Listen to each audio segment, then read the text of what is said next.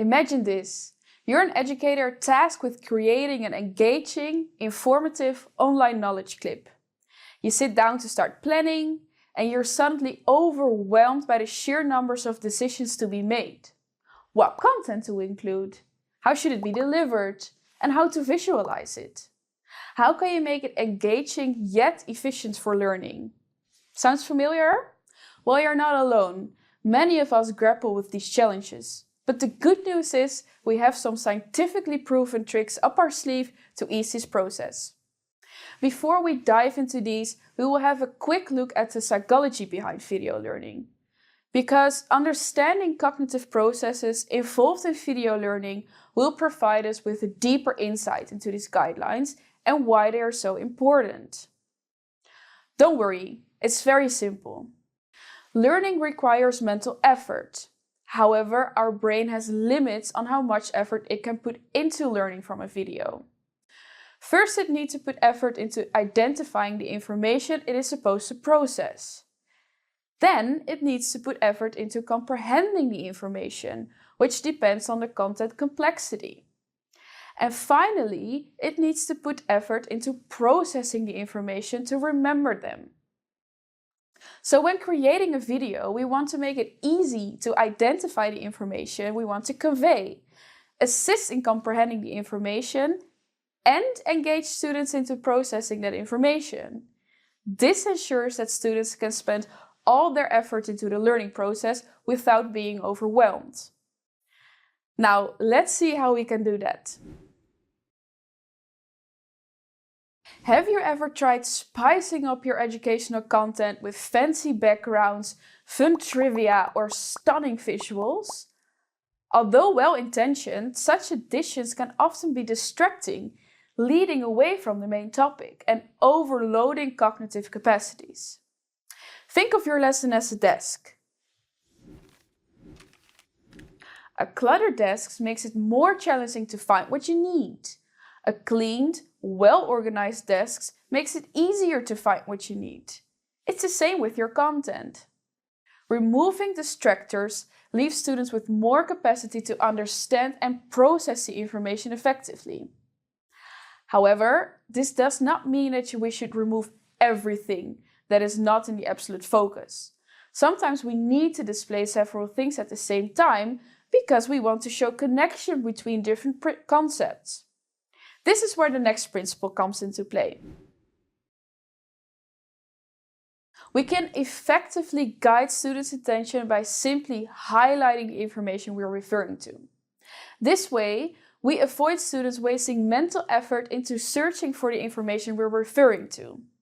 This can have tremendous benefits on students' learning, especially when presenting complex graphics or tables. Without signaling, students can easily lose focus and get swamped by the amount of information.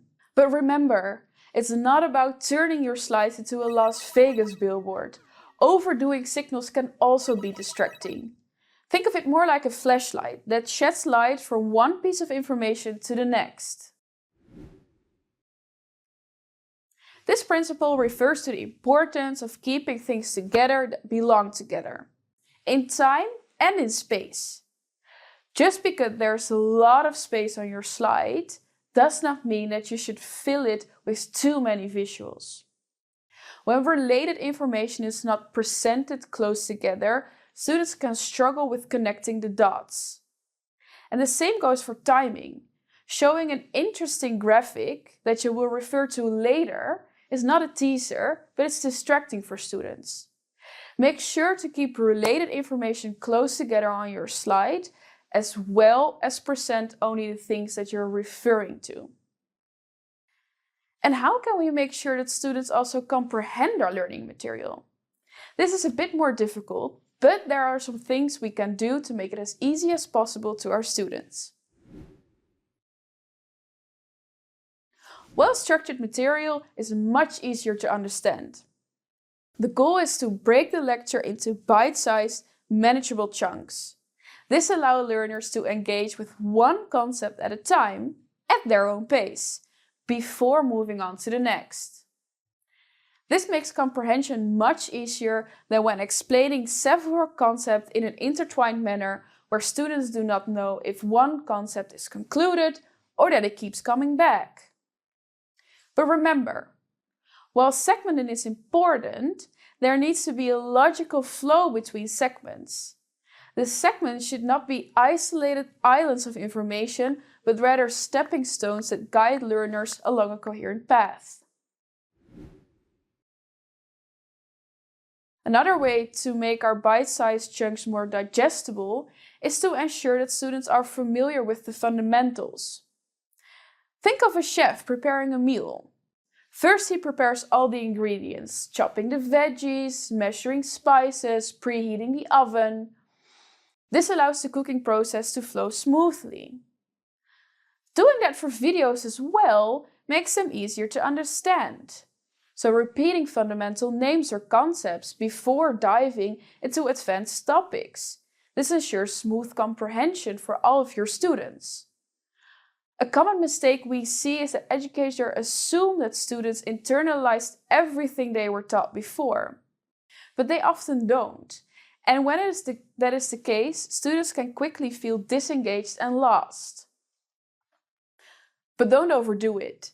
Explaining very simple concepts might make students think they already know everything and that they will follow. And they will lose their attention.